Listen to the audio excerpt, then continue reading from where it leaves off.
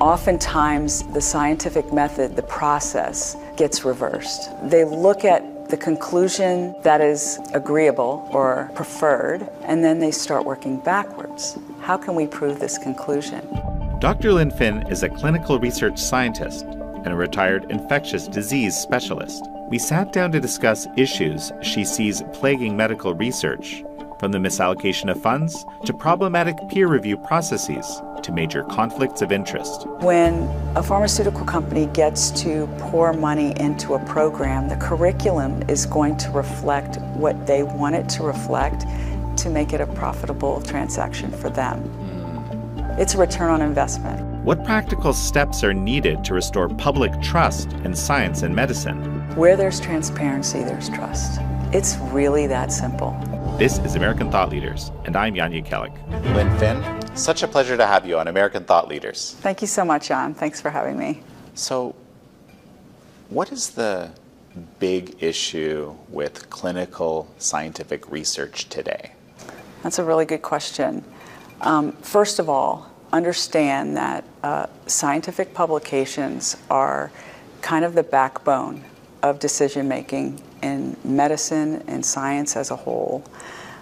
When you hear things like evidence-based medicine, it started out with good intentions, but it took a left turn.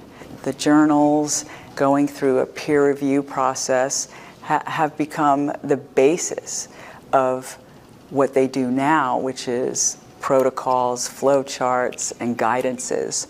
And these tools that are used for clinicians basically draw upon the integrity of those publications. So when the publications themselves and the research itself becomes compromised, your foundation is quite shaky. When you have a shaky foundation, what happens? Your whole building is based on a shaky foundation. It falls. And I think we're all experiencing that to some degree presently.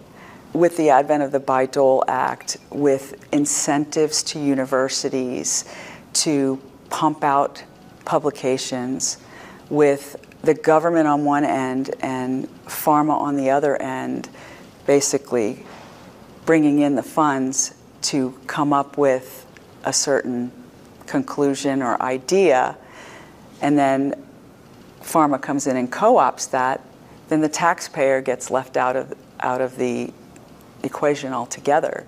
For the longest time, the NIAID, one person had quite a lot of control on where that money went. And with that, the taxpayer funds would make advances that could lead to a commercialized product or to a patent, but reap none of the rewards of that. And pharma would co-opt it, and they would reap all the rewards along with the university. So there are so many things at play, and agencies with foundations attached to them where pharma money would come in, that, you know, when looking at these scientific publications as the gold standard for how to base an opinion, you have to also understand that so much of it now is conflicted. There are conflicts of interest on every level. So then you start to wonder, how much of this can I take as fact? Because the peer review process has changed dramatically throughout the years. You've painted a very broad picture here. Let's break this down a little bit. First of all, the legislation that you discussed. The Bayh-Dole Act basically gave the universities the right to participate in the financial rewards of, say, a patent granted to that university. Years ago, when I was in undergrad, I worked in a lab, and I made a new discovery, and they gave me $1 for it, because that's how they did things back then. They gave you $1, okay, and sign this, and it now belongs to the university. They're not going to, be compensated for it in any way, because it wasn't declared that they could, but it would be part of the university and part of innovation. that isn't done anymore. Now they take part in the funds that are received from leasing the patent or using the patent. And if that product goes to commercialization, they take part in some of the profits. The Bayh-Dole Act allowed that to happen. And in doing so, it also allowed for, mountains of publications and scientific research to be published that may not be as robust or have the integrity that we all would want. Explain to me why this legislation would cause that to happen. Well, the incentive is for money, and it's a numbers game. The more you put out there, the more you publish, the more chances that you're going to reach a commercialized product or an idea, or have pharma come in and co-opt it with you. By co-opt it, do you mean buy it? Or they buy it, they co-license it. There are multiple ways that a pharmaceutical company can get involved in the discovery of a product. They can co-license it with you, where they work out a deal where they get royalties, or they pay an upfront price to be able to get it on the back end, or a percentage of return goes to them. They get to put their labeling on it or whatever, or they could buy it outright and develop the rest of it on their own. I mean, some people would say this is, the industry supporting academia, right? I mean, that is what a lot of people say, right? It very much is. Yeah. It very much is on both the undergrad and applied science level, all the way through medical schools. But what I mean is, they would say that as a good thing. I find anytime you incentivize something, you're creating a bias. And when you create a bias, there's an element of truth that's removed from the equation. And when a pharmaceutical company gets to pour money into a program, the curriculum is going to reflect what they want it to reflect to make it a profitable transaction for them. It's a return on investment. Say a university is working on a study, and they come out with a very interesting point, and then they further develop it. And this is all in taxpayer dollars. And they file a patent. Patent's granted. It hits the radar of industry, and industry contacts them and says, you have this patent, we'd like to further develop it. And they start pouring money into more research for that university and start shaping the conclusions to be made. And by that I mean, okay, they say, let's start looking for a specific endpoint here. The endpoint may or may not be relevant to what they're trying to treat, but it doesn't matter because they can make it a marketable product. And in doing so, they start negotiating, patent rights. They start negotiating return on investment if they commercialize the product. They may put more money in there to take it through the FDA process, and take it from there, since the university wouldn't do that. And they actually become partners in the deal. Then you have the conflict of a big pharmaceutical company paying into a government agency and getting more of a green light than, say, a small boutique group would, or a small group of innovators. You have the name behind you to push it through. A good example would be an Alzheimer's drug that was approved, and actually I looked at all of the data and it did not show benefit whatsoever. But it was approved, and it was approved mainly because the behemoth behind it was the one pushing it through, not the scientists at the university. And they ended up taking it off the market because they couldn't show post-marketing benefit and only adverse events. But these sorts of things happen regularly. Our government is another component of that, because with the example of Moderna, they partnered with the NIH. So what a lot of people don't know is the revenue with the mRNA vaccines for COVID is split in a way that 40% of it goes to the NIH. Now, does the taxpayer get any of that? No. The NIH does. The other 60% goes to Moderna, so they can develop another version of it. But it's almost like what started off as maybe a good idea has introduced so much conflict that biases enter in a stepwise manner along the way to your finished product. It's a bit of a complex system, actually. For It is me, very complex. For me to understand. But basically, just the fact that you know money's coming in from someone with deep pockets who's looking for a particular outcome, right? It makes you Look for that much more outcome. predisposed to find that outcome, even if the evidence is not very strong, basically. You're brilliant, but yes, that's exactly it. No, I mean, it's important, and even if you're not doing it consciously, I suppose, right? You may not be doing it consciously. Right. But the bias enters the picture when deep pockets are behind it and they have a vested interest in a specific outcome.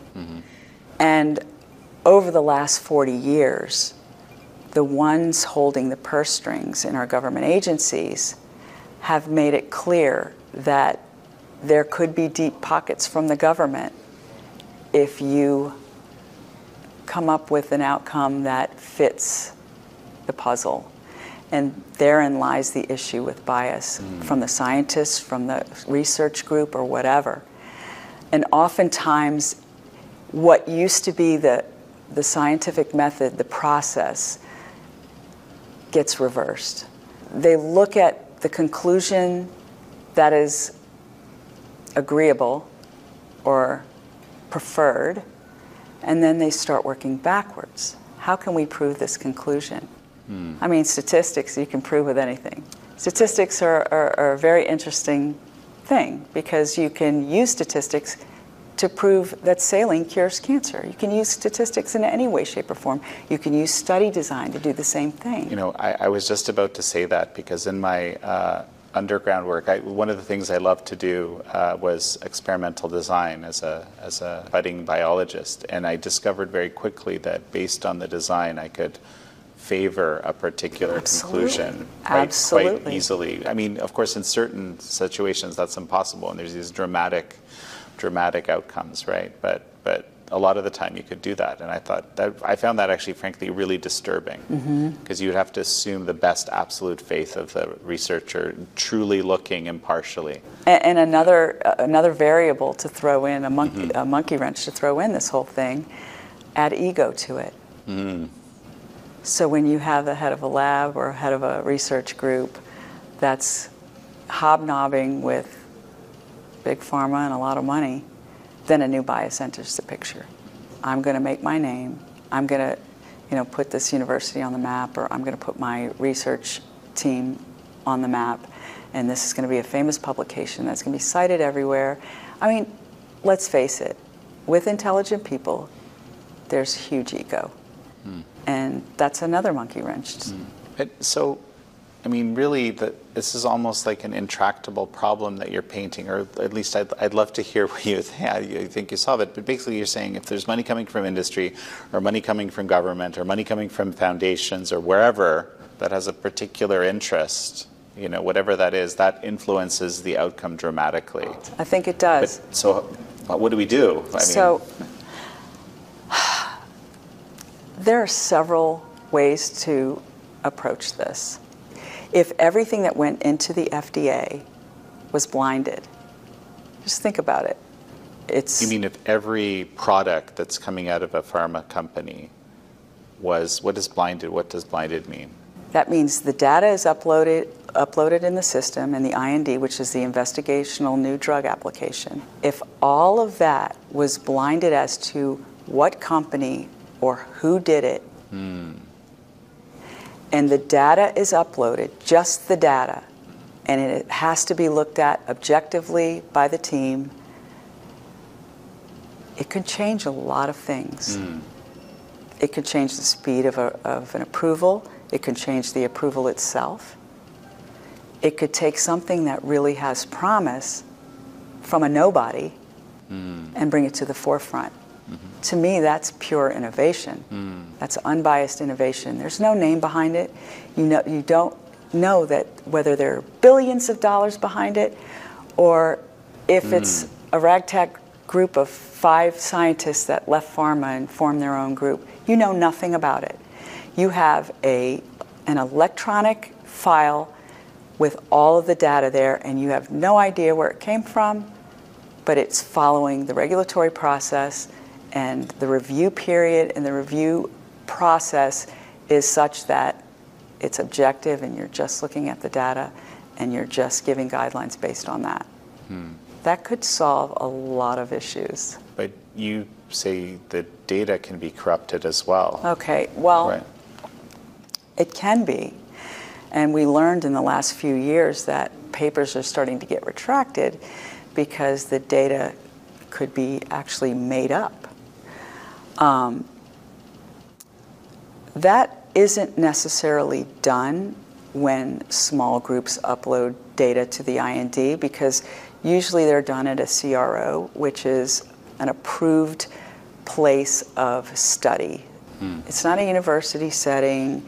It's a CRO. It's a commercial, say, phase 1 unit or phase 2 unit, where their job is to comply with all things regulatory, and it's very, very cut and dry. There is some sort of check and balance to make sure that this is real and done properly. Well, say on the university level, they published a paper that was like the beginning of a commercialized product, because it came up with a conclusion that is quite interesting and something to look more into. Something that has a bioactive Yeah. property that So- can help with a potential disease, for Yeah. example, right? Yeah. Say that happens, okay? And they want to publish it. In the past, it would go through a peer review process. And that peer review process would have all data, all supplemental data, the entire methodology. And the whole point of peer review would be, I can take this paper and I can go 2,000 miles away in a lab and say, reproduce this. And they can get a group together on the bench, they can do the study, they get the same answers. The reproducibility of science is a form of proof. That ended because they felt that that peer review process was not efficient. It took too much time, it was not efficient. They needed more product to publish. So it became more of what I call PAL review. When you centralize science, you can corrupt science. When you centralize the economy, you can corrupt the economy. Anytime you turn it into a behemoth that is centralized, and just like a certain group at the NIH decided where all of the tax money went for grants, when a certain group decides what can be published and what cannot be published, at what point does it become PAL review instead of peer review? Are they looking into the study? Are they on the bench trying to reproduce part of it? Are they doing anything, checks and balances or quality control wise, to say this has integrity? They're not. They're saying, oh, that's Professor so-and-so. He does great work. The whole idea of review is review, right? Exactly. And it's actually been weaponized to a point, because now you have groups that may be funded by, who knows, a government or a company, but you have groups that will gang up on a previous publication because of an inconvenient conclusion and find ways to have it retracted. I've seen it happen to several colleagues of mine that had wonderful studies, some even observational studies, which aren't making claims. They're a stepping stone to look into something further. But it was such an inconvenient conclusion that these inorganic groups come together and start attacking the journal to have it retracted. And I've seen a couple of attempts of retracting good papers for no reason. And that pattern kind of tipped me off as to what the motivation was for it. And I have my own opinions that they're anecdotal or not proven. Are they manipulating the stock price? Is this some sort of gaming the finances? Or are they trying to remove inconvenient conclusions from the world's databases where AI would draw from, so it's not even mentioned? There are so many, there are a lot of great innovations out there that are exciting, but in the wrong hands, they're not. And we need these checks and balances. We need blinded submissions. Like in law, liberty, justice is supposed to be blind. Well, that needs to happen in science. And we have to come up with ways to have this done, starting with not having a single entity decide where all the taxpayer dollars for innovation goes. That is a problem, and it happened for almost 45 years. That can never happen again. There has to be panels, there has to be more. If we start opening our minds, and I'm very hopeful with the new administration, and if we start doing things ethically, morally, and correctly, we can turn this around. And I think that's what needs to happen. Well, Dr. Lynn Fynn, it's such a pleasure to have had you on. Thank you so much, Jan. I appreciate it.